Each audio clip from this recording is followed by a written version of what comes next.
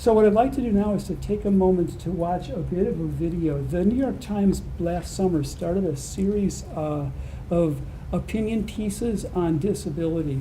And a few weeks ago, they showed the most, one was specifically on autism and included a really interesting documentary about a man who's been diagnosed with Asperger's syndrome that at several moments seeks to try to present what his experience of moving through the world is like. And I think that if we watch a few minutes of that, that gives us a little bit of a taste of at least the filmmaker's take on his, his Jordan's report of his experiences. And yes, let's go. Thank you, Howard. Michelle. I noticed when I had another So that's Jordan with his girlfriend.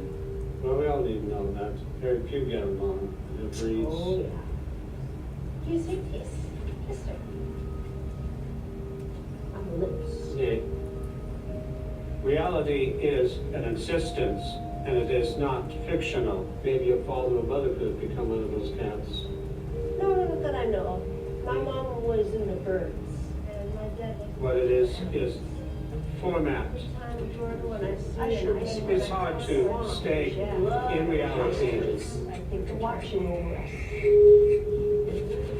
us. Sometimes like you make plans, but again, these promises and plans always go into chaos. It's like, think according like to Nietzsche's. Some of the controversies, I guess we could call them, that come up around autism that are, I think, really instructive and useful for us to think about. They have to do with this idea of autism as a kind of familial tragedy, where it's often been presented that, oh, your baby is your child is autistic, and that becomes presented as a great tragedy, versus autism as a form of difference. And again, this I wouldn't want to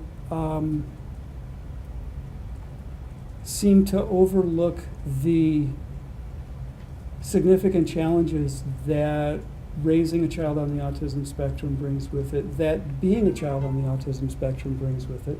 But I think that when that becomes sort of the, the only, or the most powerful sort of social presentation, the way that the society in general understands a set of circumstances and moving through the world, that it can wind up being really problematic. The idea of neurodiversity is, I think, another one of those really powerful concepts that becomes really useful for us to